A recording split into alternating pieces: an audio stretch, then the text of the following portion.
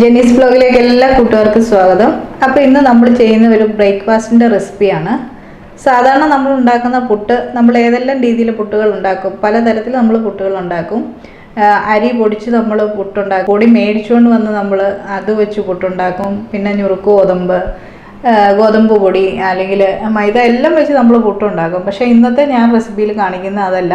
അപ്പോൾ ഞാനിന്ന് ചെയ്യുന്നതെന്ന് പറഞ്ഞാൽ, ഇന്ന് നമ്മൾ പുന്നല് പൊടിച്ച് വറുത്താണ് ഇന്ന് നമ്മൾ പുട്ടുണ്ടാക്കുന്നത്. നല്ല ഹെൽത്തി ആയിട്ടുള്ള, അല്ല ഓർഗാനിക് ആയിട്ടുള്ള അരി വെച്ചിട്ടുള്ള ഒരു പുട്ടാണ് ഇന്ന് തയ്യാറാക്കുന്നത്.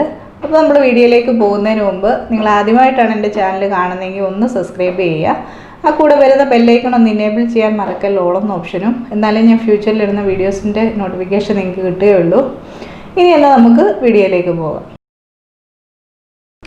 അപ്പോൾ നമ്മുടെ അരി ഇതാണ്, നെല്ല് കുത്തി അരിയാക്കി എടുത്തിട്ടുണ്ട്. പിന്നെ ഇതൊക്കെ നിങ്ങൾ ഓർക്കും, ഇതൊക്കെ ഇവിടെ കൃഷിയുള്ളതാണെന്ന്. ഞങ്ങൾക്ക് ഉള്ള കൃഷിയൊന്നും അല്ല ഇത് നമ്മുടെ ഒരു അടുത്തുള്ള ഒരു കർഷകൻ്റെ നെല്ലായിരുന്നു. അപ്പോൾ പെട്ടെന്ന് മഴയായ കാരണം കൊയ്യാൻ ആളില്ലാത്ത സമയത്ത് നാട്ടുകാരെല്ലാവരും കൂടെ സഹകരിച്ച് പുള്ളിക്ക് ഇത് നെല്ല് കൊയ്ത് കൊടുത്തു. അത് നെല്ല് കർഷകൻ ഈ കൊയ്ത് എടുക്കാൻ വന്ന ആൾക്കാർക്കൊക്കെ കൊടുത്തു. അപ്പോൾ അങ്ങനെ കൊയ്യാൻ പോയ ഒരാൾ നമുക്ക് തന്നതാണിത്. അപ്പോൾ അത് വെച്ചാണ് ഞാനിത് ഉണ്ടാക്കുന്നത്. അപ്പോൾ ഈ സന്ദർഭത്തിൽ കൊയ്യാൻ പോയവരെ ഓർക്കണം, ആ കർഷകനെ ഓർക്കണം, കർഷകൻ്റെ വിഷമങ്ങളും നമ്മൾ മനസ്സിലാക്കണം ഈ സമയത്ത്. അപ്പോൾ ഇത് വെച്ചാണ് നമ്മൾ ഇന്ന് പുട്ട് തയ്യാറാക്കുന്നത്.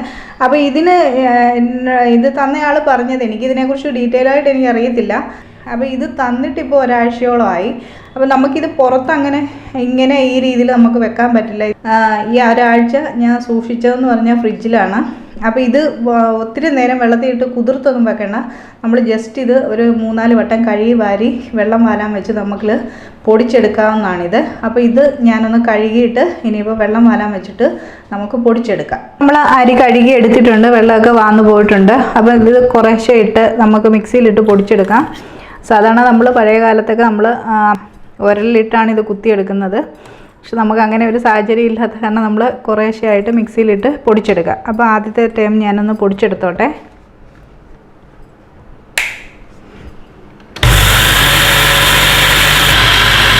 പൊടിച്ചെടുത്തിട്ടുണ്ട്.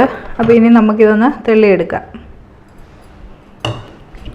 കുറച്ച് തരിയിട്ട് വേണം നമുക്ക്, നമ്മുടെ ഈ അരിപ്പയുടെ വലിയ കണ്ണത്തിലുള്ള അരിപ്പ ഇട്ടിട്ട് വേണം നമ്മളിത് തെള്ളിയെടുക്കാൻ. കൊണ്ട് പുട്ടിനൊരു ഇച്ചിരി തരി വേണമല്ലോ. അപ്പോൾ അതുകൊണ്ട് വലിയ കണ്ണമുള്ള അരിപ്പയൊക്കെ അതിൽ അരിച്ചെടുക്കാം.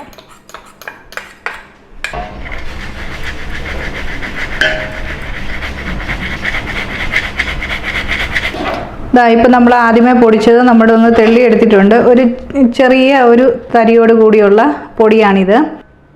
അപ്പോൾ ഇനി ഇരിക്കുന്ന ബാക്കിയുള്ള അരിയോടെ നമുക്ക് പൊടിച്ചെടുക്കാം. നമ്മൾ അരിയെല്ലാം പൊടിച്ചെടുത്തിട്ടുണ്ട്. ഒട്ടും വേസ്റ്റായി കളയാൻ പോലും ഒരു സാധനം പോലും ഇതിനകത്തിലില്ലായിരുന്നു. അപ്പോൾ മൊത്തം പൊടിച്ചെടുത്തിട്ടുണ്ട്. ഇനി നമുക്കിതൊന്ന് വറുത്തെടുക്കണം. ഞാനൊരു ചെറിയ തരിയിട്ടാണ് പൊടിച്ചെടുത്തിരിക്കുന്നത്. അത് പുട്ടിൻ്റെ ഇതിൽ തന്നെയാണ് ഇത് മൊത്തം ഞാൻ പൊടിച്ചിരിക്കുന്നത്. അപ്പോൾ ഇനി ഇത് നമുക്ക് കൈയോടെ തന്നെ നമുക്ക് വറുത്തെടുക്കാം. അപ്പം ഞാനിവിടെ പൊടിയൊന്ന് വറുത്തെടുക്കാൻ വേണ്ടി ഞാൻ വെച്ചിട്ടുണ്ട്. നമുക്ക് ജസ്റ്റ് ഇതൊന്ന് നമ്മൾ പുട്ടിനൊക്കെ നമ്മൾ അരിപ്പൊടി വറുക്കുന്ന രീതിയിൽ നമുക്ക് ഇത് വറുത്തെടുക്കാം. പിന്നെ ഒത്തിരി നമ്മൾ സിമ്മിലിട്ട് വേണം നമ്മളിത് വറുത്തെടുക്കാൻ. പെട്ടെന്ന് തീ കയറി പിടിക്കുകയൊക്കെ ചെയ്യും. അപ്പോൾ അതുകൊണ്ട് നമുക്ക് ഇതൊന്ന് വറുത്തെടുക്കാം. ഇപ്പം നമ്മുടെ പൊടിയുടെ വെള്ളം നനവൊക്കെ ഒന്ന് മാറി വന്നിട്ടുണ്ട്. ഒരു നല്ല സ്മെല്ലൊക്കെ വരാൻ തുടങ്ങുന്നു. പ്രത്യേകിച്ച് ഈ പൊടി നമ്മൾ വറക്കുന്ന സമയത്ത് നല്ല സ്മെല്ലായിരിക്കും. ഇത് വെച്ച് പുട്ടുണ്ടാക്കുന്ന സമയത്ത് നല്ല സ്മെല്ലാണ്. ഇതിൻ്റെ ഒരു പ്രത്യേകതയെന്ന് പറയുന്നത്, ഞങ്ങൾ സ്ഥിരം എന്ന് പറയാനില്ല, ഒരു 2 വർഷം മുമ്പ് ചങ്ങനാശ്ശേരിക്കൊക്കെ പോകുന്ന റൂട്ടിൽ ആവീസ് എന്ന് പറയുന്നൊരു റെസ്റ്റോറൻറ്റ് ഉണ്ടായിരുന്നു. അപ്പോൾ അവരുടെ മെയിനായിരുന്നു ഇത് ഇങ്ങനത്തെ പുന്നെല്ലിൻ്റെ പുട്ടും താറാവ് കറിയായിരുന്നു. അവർ ആലപ്പുഴക്കാരാണ്. ആലപ്പുഴ അവർക്ക് റെസ്റ്റോറൻ്റ് ഉണ്ട്. പക്ഷേ അതിപ്പോൾ ഓൾറെഡി ഒരു 1.5 വർഷമായിട്ട് അത് ക്ലോസ്ഡ് ആണെന്നാണ് തോന്നുന്നത്. ആ സമയത്ത് ഞങ്ങൾ 1-2 വട്ടം പോയിട്ട് അവിടെ നിന്ന് പുട്ടും താറാവ് കറിയും ഞങ്ങൾ കഴിച്ചിട്ടുണ്ട്. അപ്പോൾ അതിൻ്റെ ഒരു ടേസ്റ്റ് പ്രത്യേകമാണ്. നമ്മൾ ഈ പൊടി വെച്ച് നമ്മൾ പുട്ടുണ്ടാക്കുന്നത്, അല്ലെങ്കിൽ എന്തുണ്ടാക്കിയാലും വട്ടയപ്പമൊക്കെ നമുക്കിത് വെച്ച് നമുക്ക് തയ്യാറാക്കി എടുക്കാവുന്നേ ഉള്ളൂ. അപ്പോൾ അത് പ്രത്യേക ഒരു ഇതിൻ്റെ ഹൈലൈറ്റ് എന്ന് പറയുന്ന ഒരു പ്രത്യേക സ്മെല്ലാണ്. ഈ നമ്മുടെ പൊടിയുടെ കളറൊക്കെ ഒന്ന് ചേഞ്ചായി വന്നിട്ടുണ്ട്, നനവെല്ലാം വലിഞ്ഞിട്ടുണ്ട്. അപ്പോൾ നന്നായിട്ട് ഈ പൊടിയൊന്ന് മൂത്തിട്ടുണ്ട്. അപ്പോൾ നമുക്കിനി തീ ഓഫ് ചെയ്ത് ഇത് തണുക്കാൻ വേണ്ടി വെക്കാം. അതിന് ശേഷം നനച്ചിട്ട് നമുക്ക് ഇനിയും പുട്ടുണ്ടാക്കാൻ വേണ്ടി തുടങ്ങാം. ഞാൻ 2 കുറ്റി പുട്ടിനുള്ള പൊടി എടുത്ത് വെച്ചിട്ടുണ്ട്. ഇനി ഇത് നമുക്കൊന്ന് നനച്ചെടുക്കണം. ആവശ്യത്തിന് ഉപ്പ് ചേർത്ത് കൊടുക്കാം.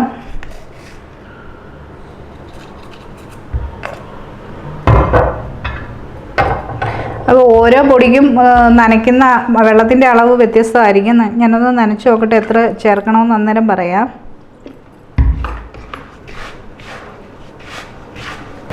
പുട്ടിൻ്റെ ടേസ്റ്റ് എന്ന് പറയുന്നത് നമ്മുടെ പുട്ടൊന്ന് നനച്ചെടുക്കുന്നതിൻ്റെ ഇതിലാണ് ഇരിക്കുന്നത്. അപ്പം നമ്മൾ അത് അനുസരിച്ച് വേണം പുട്ട് നനച്ചെടുക്കാൻ.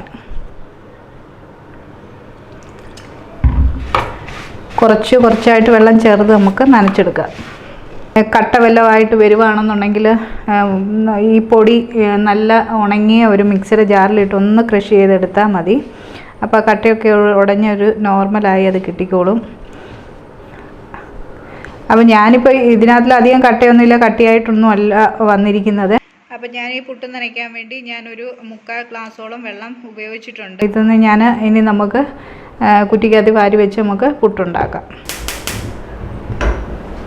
അപ്പോൾ ആദ്യം നമുക്ക് കുറച്ച് തേങ്ങ ഇട്ട് കൊടുക്കാം. ഓരോരുത്തരുടെ ഇഷ്ടം പോലാണ്. ചിലർക്ക് തേങ്ങ ഒത്തിരി ഉള്ളതാണ് ഇഷ്ടം, ചിലർക്ക് കുറച്ച് തേങ്ങ. അപ്പം ഞാനിപ്പോൾ ഒരു പിടിയോളം തേങ്ങ ഞാൻ ഇതിനകത്ത് ആദ്യമേ ഇട്ട് കൊടുത്തിട്ടുണ്ട്.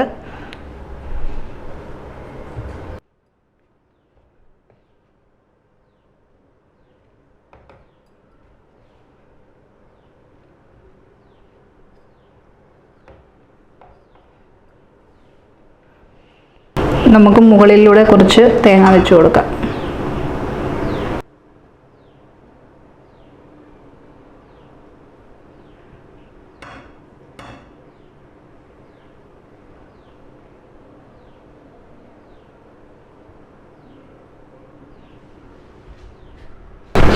ഇപ്പോൾ വെള്ളം തിളയ്ക്കാൻ തുടങ്ങിയിട്ടുണ്ട്. അതിലേക്ക് നമുക്ക് വെച്ച് കൊടുക്കാം. ഏകദേശം ഒരു 10 മിനിറ്റോളം ആയിട്ടുണ്ട്. ഇനി നമുക്കിതൊന്ന് എടുക്കാം.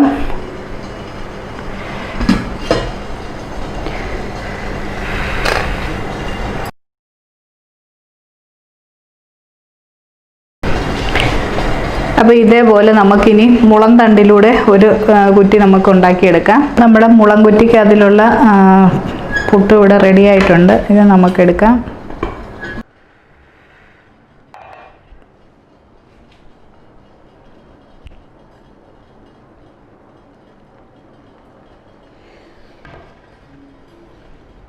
അപ്പോൾ നമ്മുടെ പുട്ട് ഇവിടെ റെഡി ആയിട്ടുണ്ട്. ഓർഗാനിക് റൈസ് പൊടി വെച്ച് നമ്മൾ ഉണ്ടാക്കിയതാണിത്. അപ്പോൾ ഇതിൻ്റെ കൂടെ ഞാൻ പപ്പടമാണ് എടുത്തിരിക്കുന്നത്. നമുക്ക് 2 പപ്പടം വെച്ച് കൊടുക്കാം. ഇത് ചെറുപയറാണ്. പുട്ടിന് എപ്പോഴും കോമ്പിനേഷനായിട്ട് വരുന്ന ചെറുപയറും പപ്പടവുമാണ്. ഇതിൻ്റെ കൂടെ ചായ കൂടെ ഉണ്ടെങ്കിൽ നമ്മുടെ ബ്രേക്ക്ഫാസ്റ്റ് റെഡി ആയിട്ടുണ്ട്. അപ്പോൾ ഈ വീഡിയോ നിങ്ങൾക്ക് ഇഷ്ടമായെന്നുണ്ടെങ്കിൽ ലൈക്ക് ചെയ്യുക, കമൻറ്റ് ചെയ്യുക. ചാനൽ നിങ്ങൾ ആദ്യമായിട്ടാണ് കാണുന്നതെങ്കിൽ ഒന്ന് സബ്സ്ക്രൈബ് ചെയ്യുക. അത് കൂടെ വരുന്ന ബെല്ലൈക്കൺ ഒന്ന് ഇനേബിൾ ചെയ്യാൻ മറക്കല്ല, ഓൾ എന്ന ഓപ്ഷനും. ഇനി നല്ലൊരു വീഡിയോയുമായി കാണും വരെ ബൈ.